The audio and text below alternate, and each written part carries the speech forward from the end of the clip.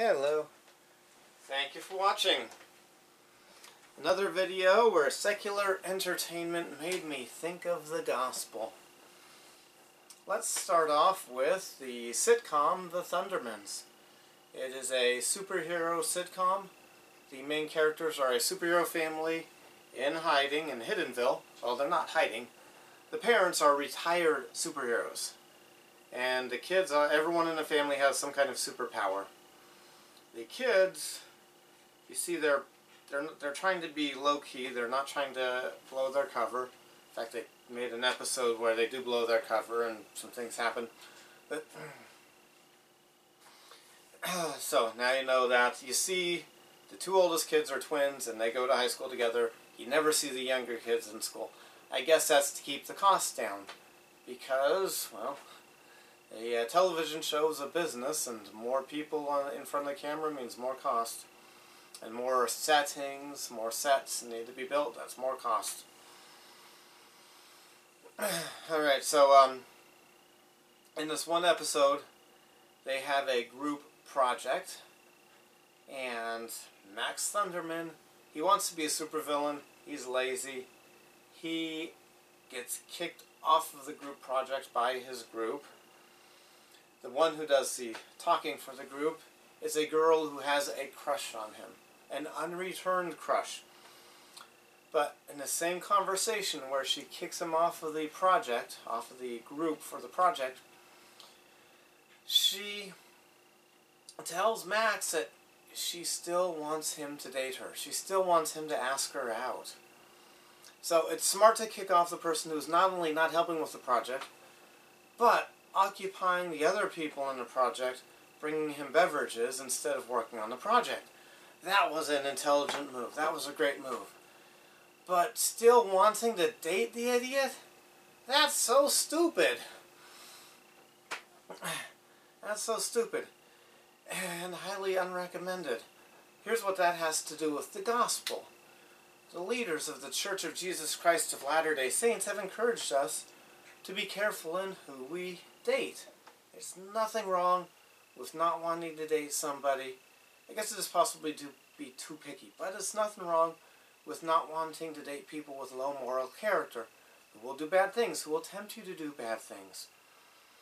There is a saying, you marry what you date. If you date certain people, you're eventually going to fall in love with one of them and marry that person. Or that kind of person. Don't date the wrong kind of people, because if you keep dating losers, you don't break from that cycle, you're going to end up marrying a loser. And then you'll have misery when you have a spouse who doesn't want to work, or a spouse who's a supervillain. Okay, you won't end up with a spouse who's a supervillain because it was a fictional show. But in real life, if there's a guy in real life who does not lift a finger to help with a school project, that person is not a good idea for you to date. That laziness will probably continue on into adulthood, and then you will have poverty or a rough life in some other way, or the person will do illegal things to get money. It just won't work out well for you. And yep. Now, this subject, there are some times when God has given us teachings through His prophets that are not, they are definitely true, good advice for here and now and how to live our life, and you'll get good results now, but they might not be something God's going to judge us on. So, somebody does make the mistake of dating some loser, like Max Thunderman, and eventually marrying that loser and having a miserable life. That person, I still could see that person getting into the celestial kingdom, that hypothetical person. Because dating, it's okay to not date losers, you should be careful about who you date and marry, is not a commandment that's going to be judged on us. Now, one reason God warns us about who to marry and date is because the person you date could influence you and rub off on you. And then you wouldn't end up in the celestial kingdom if you marry a person who lives a very bad life and they rub off on you, and being around them gets you finally to give into the temptation to do that stuff. But enough of that. I think I covered that topic thoroughly enough. In the movie The Avengers, it's been a while since I've seen it. We saw it in theaters. That was my son's reward for a good report card. And we did his homework while we were, while the movie was showing the trailers for other movies. There's something wrong with that. I guess if you walk into the movie theater and you don't walk out and you can't complain and you don't have legal grounds to sue, but I should get a really big discount or a practically free ticket if I have to watch 10 or 15 minutes of advertisements before I watch the thing I wanted to watch that I paid for. But anyway, towards the end of the movie, there's a scene. It's the big battle at the end of the movie. Iron Man's suit gets damaged, but not so damaged he can't fly back to Tony Stark's tower, which is the same man. He's Iron Man when he puts on the suit. One important fact about this situation: Iron Man does not have superpowers. Tony Stark doesn't have superpowers. Tony Stark is extremely brilliant and extremely wealthy. With his brilliance and his wealth, he creates the Iron Man suit, and his superpowers are purely mechanical. It's all the machinery of the Iron Man suit. I don't like a superhero movie that shows a superhero drinking alcohol with no consequence. But it could be justified in a situation like that. It could be explained as, he's got superpowers. Bullets don't go through his skin, so he can drink liquor and not get drunk. Okay. But Tony Stark does not have superpowers. He flies to his tower, gets his damaged suit off, orders his machines. He's got an automated Iron Man suit making system, so he controls his computers by talking to them. He tells it to make the new suit, and then he drinks liquor. Here's where my problem is. Liquor. It was liquor. It was not soda, it was not tap water, it was not fruit juice. Well, it had the color of apple juice, but I really doubt it was apple juice. It also had the color of whiskey and scotch, and maybe some other alcohols. I don't drink alcohol, but I know about alcohol because I'm in this world and I'm surrounded by it, so I'm going to learn some of it. The white rum, overproof rum, and gin are clear, so it wasn't that. Red wine is purplish or red, so it wasn't that. White wine has definitely a lighter color than what Iron Man was drinking.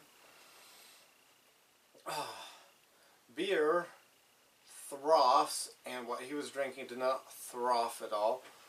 There were no, no big layer of bubbles on top of it.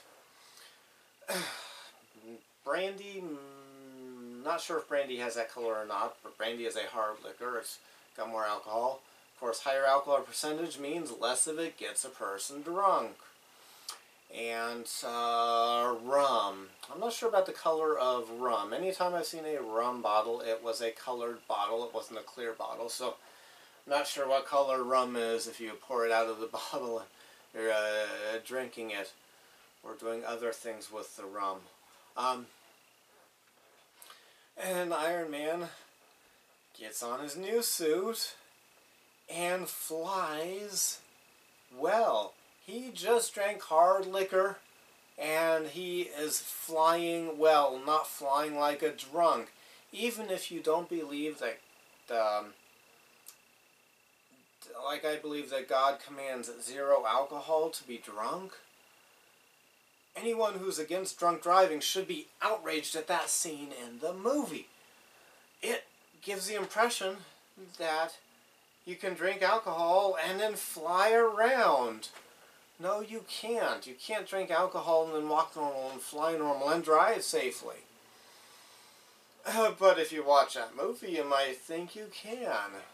And that's ridiculous. A movie should not do that. And my connection between that and the gospel is God says drink 0 alcohol. Oh, they should have had him drink anything else. What is it with wanting to see people drink liquor and showing people drink liquor? I'm also disturbed by this scene in one of the Avengers movies. So was it the Age of Ultron? It was the Age of Ultron. Where they had a big party because they thought they had conquered all the evils of the world and they could retire from being superheroes, and they were getting drunk. And the superheroes were... and the superheroes that had superpowers were drinking really hard alcohol that was aged for 3,000 years in a cask on some island that Thor brought. One thing that affects my thoughts about this is God obeys eternal principles, and that's why he's God, that's why he has the power he has. I bet God never drinks hard liquor. I bet he doesn't. I believe the true and living God, maybe his body is more powerful and fragile than ours, in part because at the same time it's powerful, it's also more fragile to stupid intoxicants like liquor. Maybe that's it. Okay, but on to the next one. I think I covered that enough for you to know what I'm thinking about that. Next one is, let's give a brief summary of the Percy Jackson and the Olympians book series by Rick Riordan. The setting for that is our modern world. It's written, part of the setting is that the ancient Greek gods are real. This book is written as if they're real. The main character is the son of Poseidon, god of the sea, and immortal. And a lot of the other main characters are the Greek gods. They come up in the book sometimes. And other beings, fictional beings created for this book series, who are the children of the gods. Only modern children of the gods in the modern world, who learn sword fighting at the camp for the children of the gods that they go to. Alright, so that is the setting behind the book. It's printed and owned by Disney.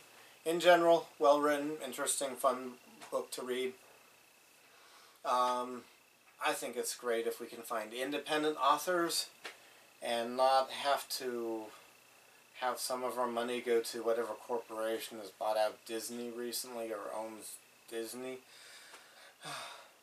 But it is what it is, and I ended up buying the book, so I guess it's not that bad of a thing to send some of your money to Disney, or it's not that big a deal to me. In the book, Percy Jackson, Sea of Monsters, which is the second book in the series. So, there were movies made that claimed to be based on the books. Those movies, to their credit, did have most of the main characters from the books, and a lot of the similar locations from the books. But they made too many changes. Like changing the age of the characters, cutting out some locations, and changing parts of the storyline, important plot points, reasons why things are done, how things are done, taking out complete battles, not just summarizing them or scurrying through them, and taking out adding battles that weren't in the book series. An honest advertisement would describe those movies as loosely based on the books. Loosely based. Maybe even that's not an honest description, but that's more honest than inspired by the book series. But anyway, now that I got that off my chest, if you want to find out what happens in the books, don't spend 1 cent on the movies and buy the book, because the movies did not copy the book. The movies did not accurately present the book to us. Okay, but they're on a quest. Clarice is the daughter of Ares, the god of war. Of course, Clarice, she was a fictional character made up for the book series. Ares, the god of war, is a fictional ancient Greek god. she gets control of a resurrected or dead eternal version of a Confederate United States of America, Confederate States of America Civil War, 1860s naval vessel, and command with these dead zombie soldiers who were the ones who ran that boat in real life. Those soldiers were punished. According to the book, every soldier, and the book isn't claiming it to be true, I don't think they are. I don't think Rick Riordan really thinks it's true. I think he was making a fun story. Which is not a problem. It's not immoral to make up fun stories that aren't true. But I'm bringing this up because it made me think of the gospel. So, according to the book, every soldier who dies in battle, who was fighting for the losing side of the war, becomes property of Ares as punishment and doesn't get to rest. And that's how Ares' daughter was able to get a hold of them for this expedition that they were on in the Sea of Monsters. Now, here's why that made me think of the gospel. That's a very bad thing. The real God's not going to do that. The true God is not going to do that. I question whether losing a war is really a moral failing in the first place. But even if it is sometimes or to some degree, one individual soldier cannot be blamed for the loss of a war. There are so many factors that go into a nation losing and winning a war. Like all the other soldiers. Like sometimes an army is just put into a circumstance where it's never going to overcome. Think about World War I and World War II, when most of the world turned on Germany. There was no way they were going to be able to pull that off, especially if the other sides were willing to lose soldiers in the battle. I mean, the side that didn't want to lose one soldier, they could be talked out, they weren't back out. But there were enough countries during World War I and World War II that were turning on Germany that they couldn't have kept going. I mean, there was just... But, so the soldier might have just circumstances beyond their control. Bad equipment beyond their control. Bad strategy. You're going to punish a general, a private, basic soldier, because a general made a stupid plan? That makes no sense. The true and living God is not going to punish me or you or anybody else because of things beyond our control, and one soldier, an entire war, is beyond the control of one soldier. So that's why I thought of the gospel when I read that part of the book. In the book where Labyrinth is part of the title, The Labyrinth, Percy Jackson meets Calypso. I don't know if she is... I'm not an expert in Greek mythology, and I don't plan on becoming one anytime soon. So I've got a moderate level of knowledge about it. I've got the level of knowledge you have about Greek mythology from staying awake in school and reading the Percy Jackson books and a few other sporadic books. But the story of Greek mythology is there were Titans that ruled the world first after creation or something like that, but there were Titans ruling it. And the Titans had children who were the gods. The head Titan was Kronos. His gods included Zeus and Hades and Poseidon and some others. Well, Kronos ate his kids, so they couldn't overthrow him. But they're immortal, they're gods, they don't die, so they grew up inside of him.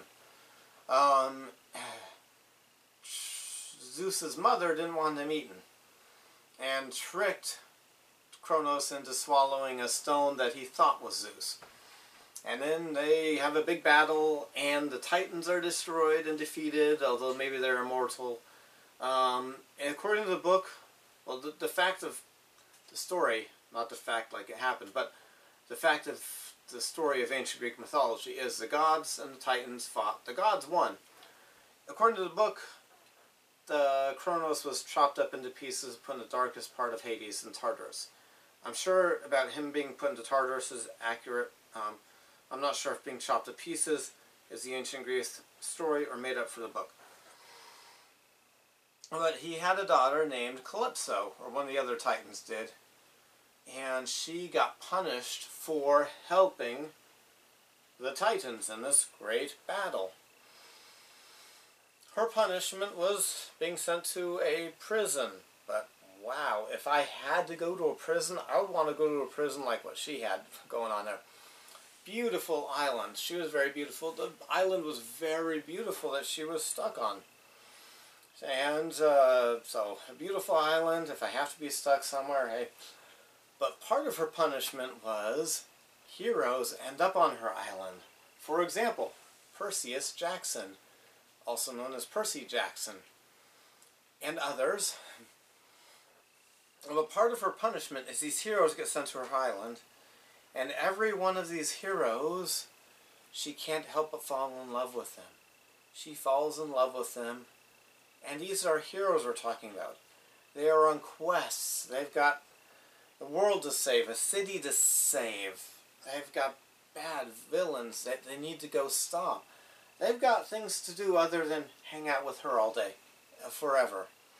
So they all end up leaving. Her punishment is to have people given to her that she is going to fall in love with, and then have those people taken away.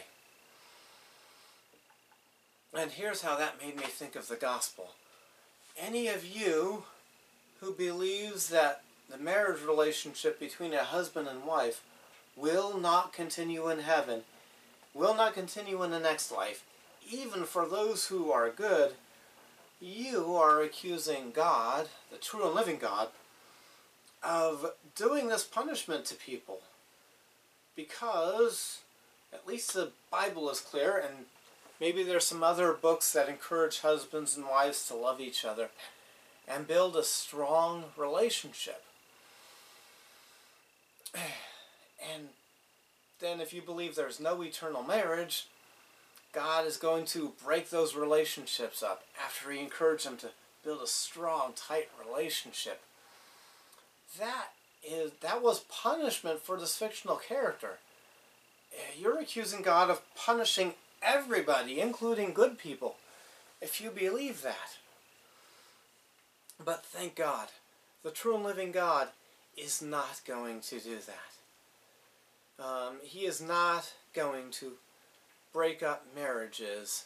Now, God does have the right to make his terms, so these marriages that will not be broken up by God will have to be done on his terms.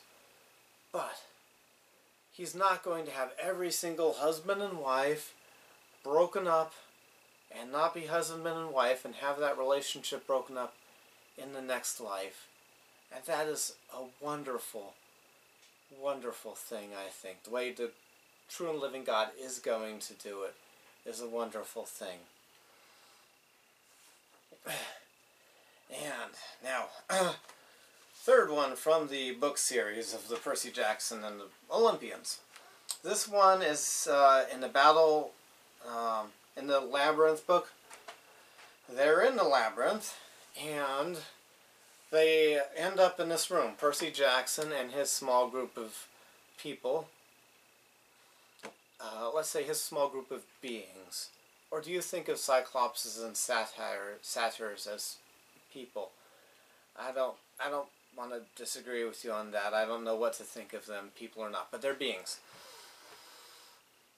And they end up in a room where there are a lot of monsters there. They are surrounded by ringing phones.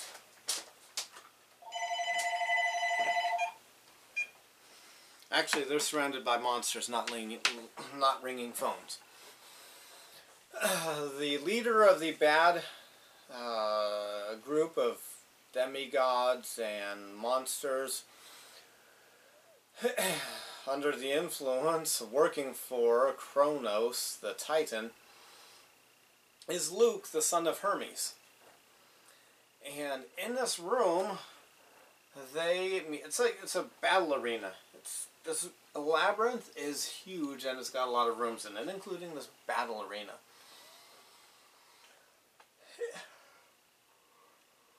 In this battle arena, Percy Jackson, meets his half-brother. His half-brother is the son of Poseidon and Gaia, the Earth. And Percy's only options given to him are have all of the monsters attack him at once, which would give him low odds of success.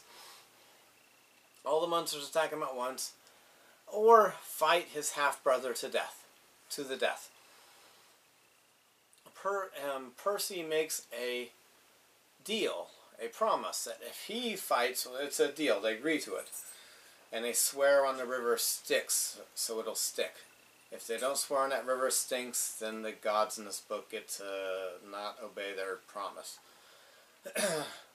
Percy promises to fight his half-brother, which is what he wants. Antaeus is his name. Antaeus promises that if Percy wins the fight, his group are free. They won't be slaves, they won't be attacked, and they won't be imprisoned, and they will be allowed to go. Percy wins the battle. He kills his half-brother. And then he reminds Luke about the deal.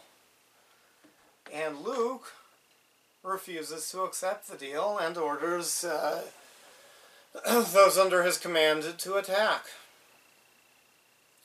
Now, here's what this has to do with the gospel.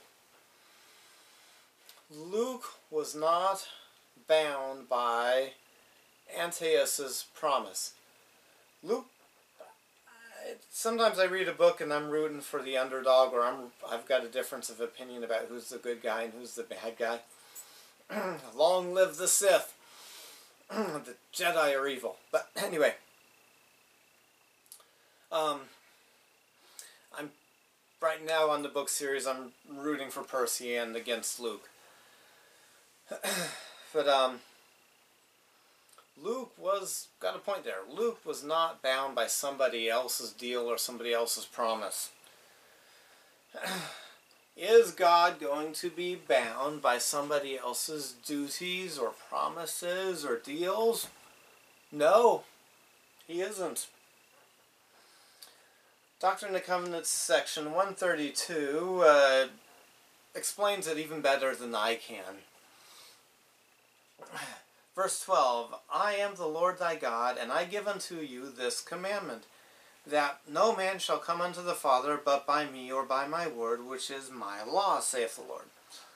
And everything that is in the world, whether it be ordained of men by thrones or principalities or powers or things of name, or by my word, name whatsoever they may be. I skipped a line and confused myself. Now, it makes sense if you don't skip lines. That are not by me or by my word. Not. There we go. I skipped a line and skipped over not. Saith the Lord, shall be thrown down and shall not remain after men are dead. Neither in nor after the resurrection, saith the Lord your God. So God's sticking his foot down there and saying, I didn't promise it. Those things, when they are not in power, are not going to be forcing me around. For whatsoever things remain are by me, and whatsoever things are not by me shall be shaken and destroyed. So, you do have a legitimate marriage now. I'm assuming that you're watching this and you got married according to the laws and cultures and customs where you live. You have a legitimate marriage now. You're not committing sin when you make love with your husband or wife, depending on whether I'm talking to a woman or a man here. But God doesn't have to count that marriage. It's still valid. That marriage is... You don't get to boss God around and say, we got married.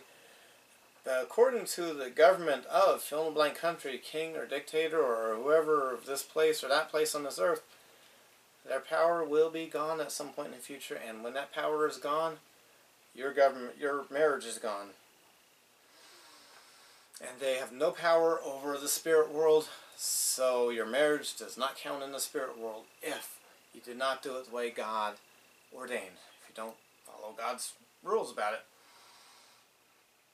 Therefore, 15, therefore, if a man marry him a wife in the world, and he marry her not by me, nor by my word, and he covenant with her so long as he is in this world, the world, and she with him, their covenant and marriage are not of force when they are dead, and when they are out of the world.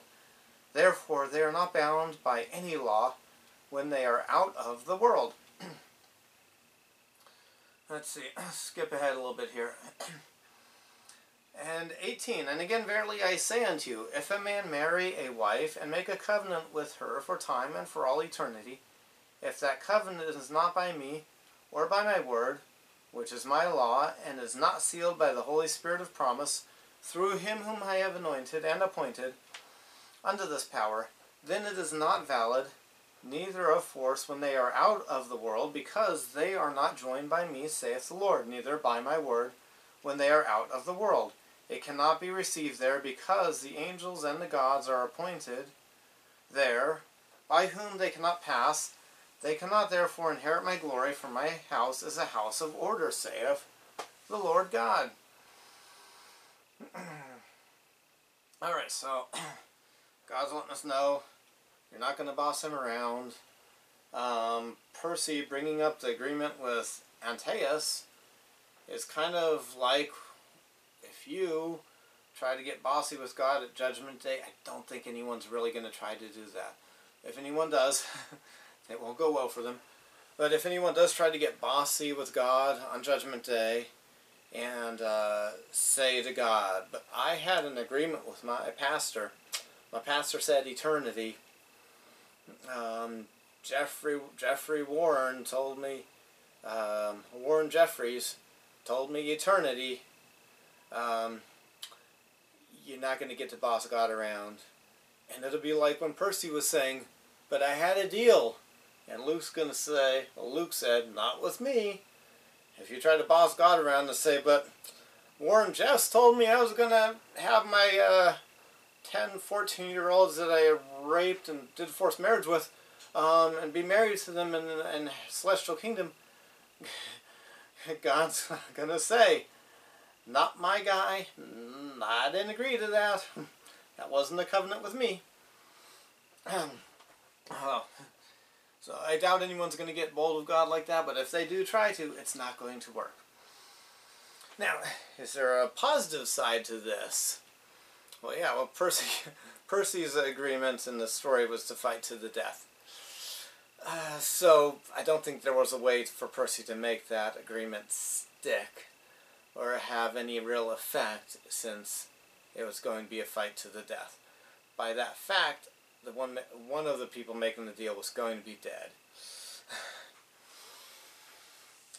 But, see, this is not a perfect analogy, not a perfect metaphor, but close enough to make me think of the facts about God.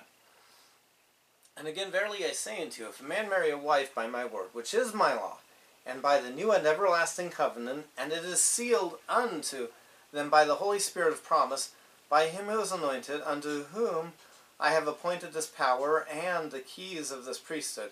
And it shall be said unto them, ye shall come forth in the first resurrection, and if it be after the first resurrection, in the next resurrection, and shall inherit thrones, kingdoms, principalities, and powers, dominions, all heights and depths. Then shall it be written in the Lamb's book of life. There we go. So we get through that.